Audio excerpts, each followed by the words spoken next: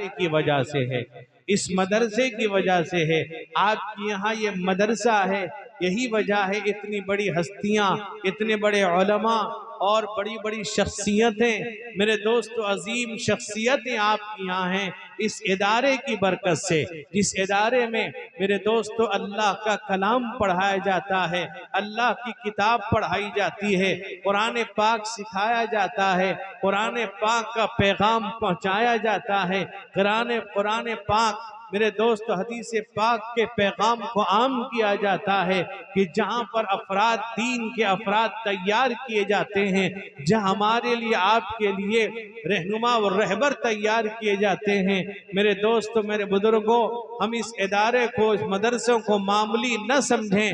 اس مدرسے کی وجہ سے ہم بھی یہاں ہیں، اس مدرسے کی وجہ سے آپ بھی یہاں جمع ہیں، اس مدرسے کی وجہ سے دارالعلوم کے مؤقر استاذ بھی یہاں ہیں، اس مدرسے کی وجہ سے علماء اکرام مہمانان اعظام بھی یہاں تشریف لائے ہیں۔ یہ اس ادارے کی برکت ہے۔ اس ادارے میں ہوتا کیا ہے؟ جہاں پر اللہ کا کلام پڑھایا جاتا ہے، اللہ کے نبی کا فرمان پڑھایا جاتا ہے، میرے دوست بزرگوں، قرآن پاک سے ہمیں جتنی محبت ہوگی، اللہ تبارک و تعالی ہمیں عزتوں سے نوازے گا، اللہ تعالی دولت سے نوازے گا۔ اللہ خود قرآن میں فرماتا ہے، ان الذین یتلون کتاب اللہ واقاموا الصلاة وانفقوا مما رزقناہم سرا وعلانیۃ یرجون تجارتا لن تبور۔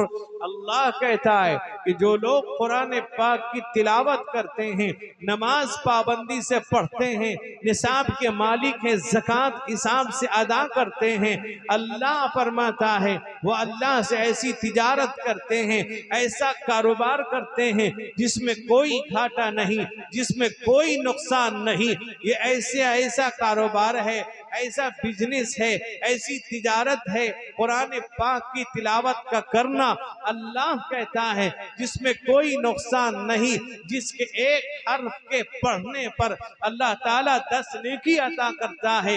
ایک روایت ہے، حضرت عبداللہ ابن مسعود رضی اللہ عنہ فرماتے ہیں، اللہ کے نبی رحمت کونین حضور سید عالم محمد مصطفیٰ صلی اللہ علیہ وسلم نے ارشاد فرمایا، من قرأ حرفا من کتاب اللہ فلہ بہ حسنہ والحسنۃ بعشر امثالها ولا اقول الف لام میم حرف، الف حرف ولام حرف ومیم حرف۔ اللہ کے نبی فرماتے ہیں اگر کوئی قرآن پاک کا ایک حرف پڑھ لیتا ہے، اللہ تعالیٰ اس ایک حرف کے بدلے میں 10 نیکی عطا کرتا ہے۔ اللہ کے نبی کہتے ہیں میں یہ نہیں کہتا اگر تم پڑھتے ہو الف لام میم، تو اللہ کے نبی کہتے ہیں ایک حرف نہیں ہے بلکہ 3، الف لام میم، یہ 3 حروف ہیں۔ اگر کوئی الف لام میم پڑھتا ہے تو اللہ تعالیٰ اسے 30 نیکی عطا کرتا ہے، کیونکہ یہ قرآن ہے، اللہ کا کلام ہے، اللہ کی پاکیزہ کتاب ہے۔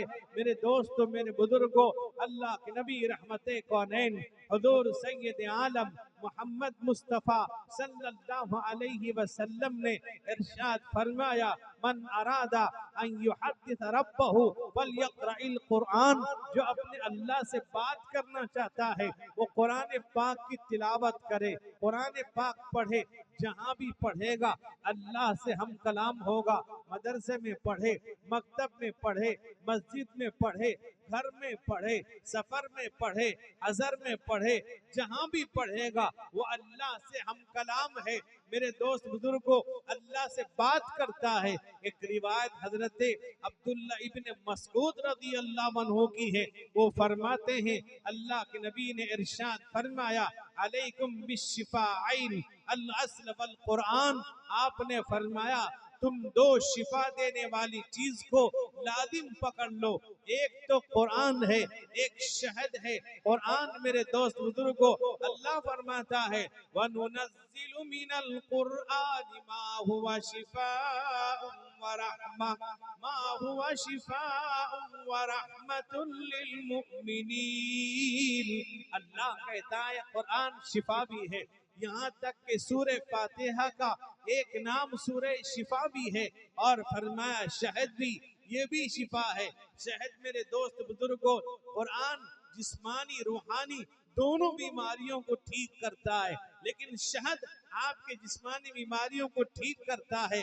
اللہ نے قرآن میں شہد کے بارے میں فرمایا فیہ شفاء للناس، اللہ نے اس میں شفا رکھا ہے، یہاں تک کہ روایت میں آتا ہے ایک شخص اللہ کے نبی رحمت کونین حضور سید عالم محمد مصطفیٰ صلی اللہ علیہ وسلم کے پاس آیا، کہا کہ یا رسول اللہ استطلق بطن اخی کا، میرے بھائی کا پیٹ چل رہا ہے، یعنی اس کو دست آ رہے ہیں، یعنی اس کو جو ہے لیٹرین ہو رہا ہے۔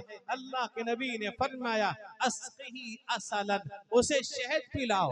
جب وہ شہد پلایا، وہ شہد پلانے کے بعد بیماری بڑھ گئی۔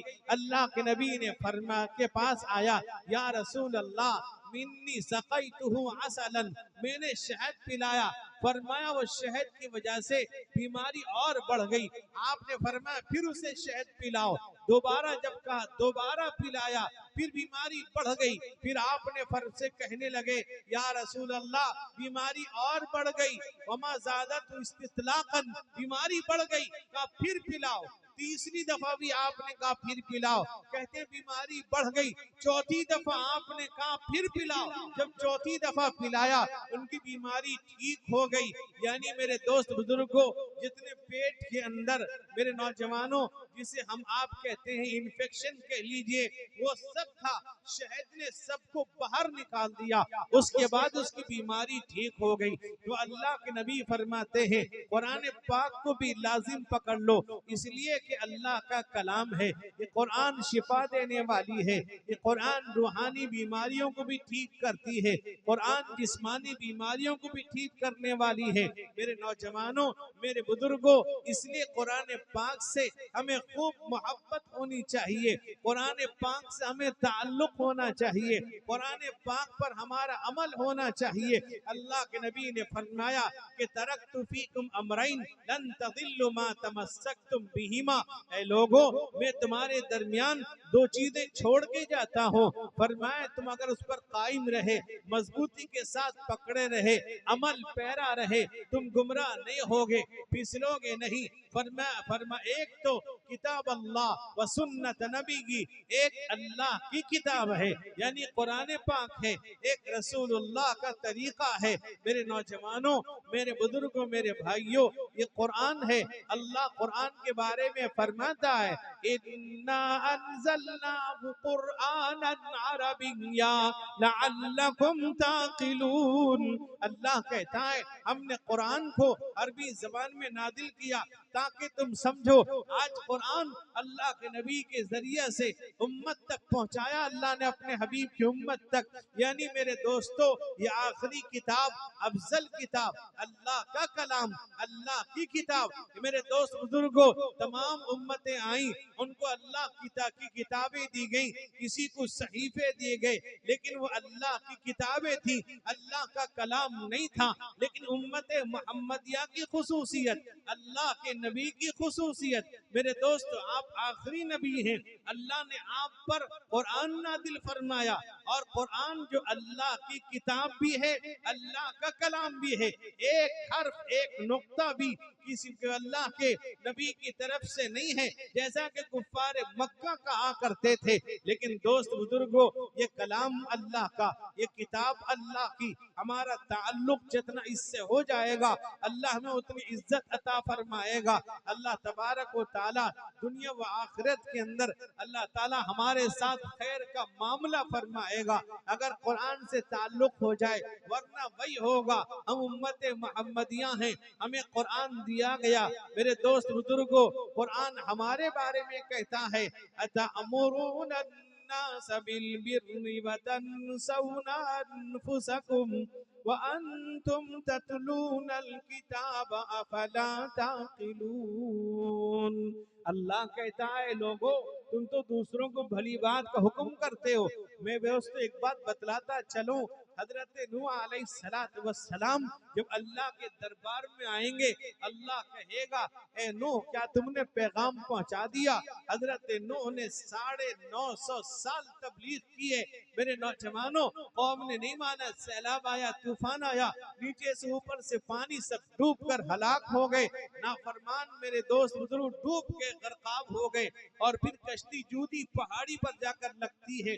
میرے نوجوانوں، میرے بزرگوں، اللہ امت حضرت نوح کی امت سے پوچھے گا کہ دیکھو کیا نوح نے تم کو پیغام پہنچا دیا تھا؟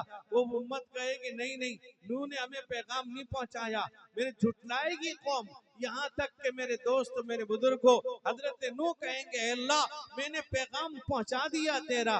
اللہ جانتے تھے، اللہ عالم الغیب والشہادہ ہیں، اللہ علام الغیوب ہیں، اللہ ان کے جھوٹ کا پوری دنیا کے سامنے، پوری مخلوق کے سامنے ان کے جھوٹ کو آشکارا کرنا چاہتے ہیں میرے دوست بزرگوں، تاکہ ان کی اس جھوٹ کی وجہ سے رسوائی ہو۔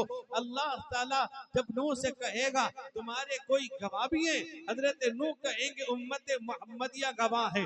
وہ لوگ کہیں گے میرے دوستو، حضرت نوح کی امت کہے گی، کہا کہ اللہ امت محمدیہ گواہ کیسے بنے گی؟ یہ تو بہت بعد میں آئے ہیں۔ میرے نوجوانوں، امت یہ کہے گی امت محمدیہ ہمیں قرآن نے بتلایا، ہمیں اپنے اللہ کے نبی نے، اللہ کے حبیب نے بتلایا، اے اللہ تیرے نبی نے ہمیں بتلایا، تیرے قرآن میں اس کا تذکرہ ہے۔ میرے نوجوانوں، میرے بزرگوں، بھائیوں، اب وہ جھٹلائیں گے، اب کہاں جائیں گے؟ امت محمدیہ گواہ بننے والی امت آج ہی اپنے آپ کو بھولے ہوئے ہے۔ قرآن کہتا ہے اتأمرون الناس بالبر وتنسون انفسکم وانتم تتلون الکتاب افلا تعقلون۔ کہا کہ تم اپنے آپ کو بھولے ہوئے ہو، حالانکہ قرآن پڑھنے والے لوگ ہو، قرآن سمجھنے والے لوگ ہو، قرآن پر میرے دوست وہ جاننے والے لوگ ہو۔ آج گھر گھر، علاقے علاقے، خطے خطے میں الحمدللہ علماء کرام ان مدارس کی برکت سے بھرے پڑے ہیں، اور ایسی نہیں، اللہ کا فضل ہے، بہت مقتدر معتبر مستند علماء کرام۔ یہ مت سمجھیے کہ ہمارے گاؤں کے مولانا ہیں، یہ مت سمجھیے ہمارے مسجد کے امام صاحب ہیں، یہ مت سمجھیے ہمارے گاؤں کا مولانا ہے۔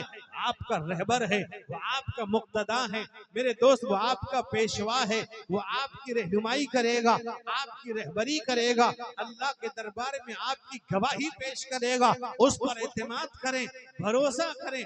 آپ کے علاقے کا عالم ہو سکتا ہے، آپ کے سامنے برہنہ گھومنے والا ہو سکتا ہے، یا آپ کے سامنے چھوٹا بچہ ہو سکتا ہے، لیکن اس کے سینے میں اللہ کا کلام ہے، اس کے سینے میں اللہ کے نبی کا فرمان ہے۔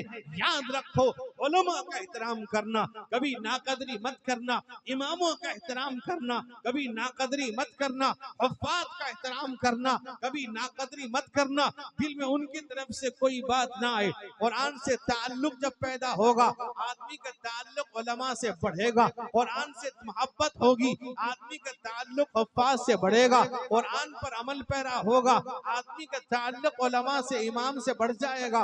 اس لیے یاد رکھو، قرآن پاک سے محبت رکھو، قرآن پاک سے تعلق رکھو۔ ایک محدث گزرے ہیں حضرت عبداللہ ابن مسعود، حضرت عبداللہ ابن مبارک، یہ حضرت عبداللہ ابن مبارک یہ بہت بڑے محدث گزرے ہیں۔ اصل میں یہ بیٹے ہیں مبارک کے، یہ مبارک اصل میں ترک کے رہنے والے تھے۔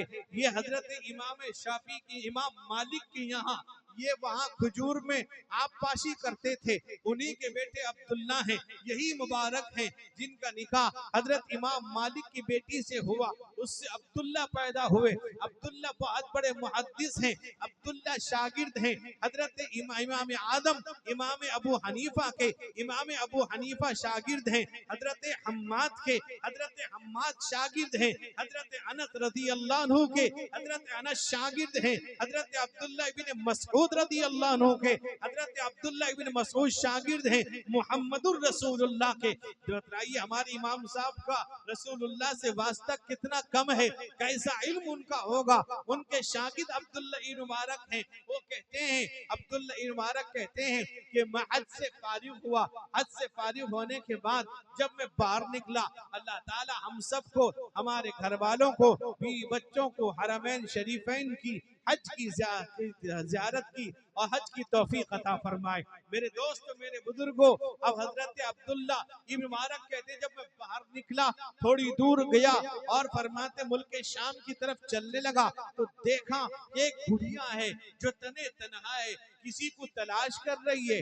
میں سمجھ گیا یہ بڑھیا کیا کام کر رہی ہے۔ میں فوراً گیا اس کے قریب گیا، میں نے اس کو سلام کیا، السلام علیکم ورحمت اللہ وبرکاتہ۔ اب دیکھیے بڑھیا جواب دیتی ہے، بڑھیا نے جواب دیا، قرآن پاک سے جواب دیا، وسلام علی من اتبع الہدی۔ بڑھیا نے قرآن سے جواب دیا۔ انہوں نے پوچھا کیا تم یہاں کیسے بھٹک رہی ہو، کس کو تلاش کر رہی ہو؟ اس نے قرآن سے جواب دیا، من یضلل اللہ فما لہ من ہاد۔ جس کو اللہ بھٹکا دے، جس کو راستہ بھٹکا دے، اسے کوئی راستہ دکھانے والا نہیں۔ میں سمجھ گیا یہ قافلے سے بھٹک گئی ہے یا تنے تنہا قافلے کو تلاش کر رہی ہے۔ میں نے پوچھا کتنے دن سے یہاں ہو؟ اس نے کہا ثلاث لیال سویہ۔ قرآن سے جواب دیا کہ 3 دن ہو گئے میں یہاں بھٹک رہی ہوں۔ اب یہ ہے میں نے اس سے پوچھا کہ 3 دن ہو گئے اب تم نے نماز کیسے پڑھی؟ یہاں پانی کہیں نظر نہیں آ رہا۔ اس بڑھیا نے قرآن سے جواب دیا فَإِن لَّمْ تَجِدُوا مَاءً فَتَيَمَّمُوا صَعِيدًا طَيِّبًا۔ اگر پانی نہ ملے تو پاک مٹی سے تیمم کر لو۔ اب میں نے اس سے پوچھا کہ اب 3 دن سے تم نے کیا کھایا کیا پیا اب کیا کیا ہے تو بھوکی ہو؟ اس نے قرآن سے جواب دیا اتم الصیام الی اللیل۔ میں نے روزہ رکھا ہے۔ میں نے اس سے پوچھا کہ تم سفر کی حالت میں ہو؟ سفر کی حالت میں تو آدمی روزہ چھوڑ سکتا ہے۔ اس نے فوراً کہا وَأَن تَصُومُوا خَيْرٌ لَكُمْ إِن كُنتُمْ تَعْلَمُونَ۔ اگر لوگوں کو معلوم ہو جائے روزہ رکھنے میں کیا فائدہ ہے تو لوگ روزہ نہیں چھوڑیں گے۔ اس نے قرآن سے جواب دیا تو میں نے اس سے کہا ایک کام کرو کہ تمہیں جانا کہاں ہے، کدھر جا رہی ہو؟ اس نے قرآن سے جواب دیا کہ سبحان الذی اسریٰ بعبدہ لیلا من المسجد الحرام الی المسجد الاقصی۔ میں سمجھ گیا یہ ملک شام جانا چاہتی ہے۔ میں نے اس سے کہا میں سواری قریب کر دیتا ہوں، تم سواری پہ سوار ہو جاؤ۔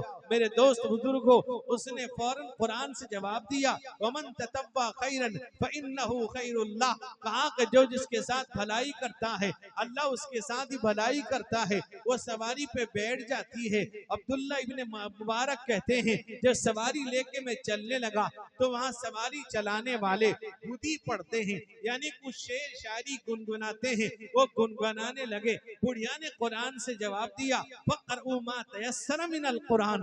قرآن سے پڑھو، قرآن سے کچھ پڑھو۔ کہتے ہیں میں قرآن پڑھنے لگا، کہتے ہیں تھوڑی دور گیا اور جانے کے بعد تھوڑی دور میں دیکھا کہ چند لوگ بیٹھے ہوئے ہیں، پانی کا علاقہ ہے۔ اس نے فوراً قرآن پڑھا۔ اس بڑھیا نے الحمدللہ رب العالمین جیسے اس نے قرآن پڑھا میں سمجھ گیا یہ قافلے میں اس کا کوئی جاننے والا ہے، شاید یہی قافلہ ہے جس سے یہ بھٹک گئی تھی۔ میں نے پوچھا کیا قافلے میں تمہارا کوئی جاننے والا ہے؟ اس بڑھیا نے قرآن سے جواب دیا المال والبنون زینت الحیات الدنیا۔ میں سمجھ گیا کہ اس قافلے میں اس کے بیٹے ہیں۔ میں نے پوچھا اس قافلے میں تیرے بچوں کا کوئی نام بھی ہے؟ اس نے قرآن سے جواب دیا اتخذ اللہ ابراہیم خلیلا وکلم اللہ موسیٰ تکلیما یا یحییٰ خذ الکتاب بقوہ۔ میں سمجھ گیا اس کا ایک بیٹے کا نام ابراہیم ہے، ایک بیٹے کا نام موسیٰ ہے، ایک بیٹے کا نام یحییٰ ہے۔ میں نے پکارا آواز لگائی ابراہیم موسیٰ یحییٰ، تینوں دوڑ کے آئے، ماں کو دیکھا لپٹ گئے، ماں بھٹک گئی تھی۔ میں نے کہا کہ تم مجھ کو بتلاؤ کہ بات کیا ہے؟ یہ 4 دن ہو گئے میں راستے میں چل رہا ہوں، یہ ہر بات کا قرآن سے جواب دیتی ہے۔ ابھی وہ جواب دے نہیں پائے تھے، فوراً اس عورت نے پیسہ نکالا، پیسہ نکال کے بچوں سے کہا کہ جاؤ فَابْعَثُوا۔ اس نے قرآن سے جواب دیا فَابْعَثُوا أَحَدَكُمْ بِوَرِقِكُمْ هَذِهِ إِلَى الْمَدِينَةِ۔ جاؤ بازار سے کچھ کھانے پینے کا چیز لے آؤ۔ جب کھانے پینے کا چیز لے آئے اس نے فوراً اس کے سامنے رکھ دیا اور کہا فرمایا اس سے کہا کا کلو وشربو ہنیئم بما اسلفتم فی الایام الخالیہ، کھاؤ پیو جو تم نے میرے ساتھ بھلائی کیا ہے۔ اس نے قرآن سے جواب دیا کہ تم کھاؤ، کلو وشربو ہنیئم بما اسلفتم فی الایام الخالیہ، تم نے جو میرے ساتھ بھلائی کیا ہے اس کے بدلے میں تم کھاؤ پیو۔ جب وہ کھاتا ہے وہ بچوں سے پوچھتا ہے کہ بتلاؤ 4 دن ہو گئے، یہ قرآن سے ہی جواب دے رہی ہے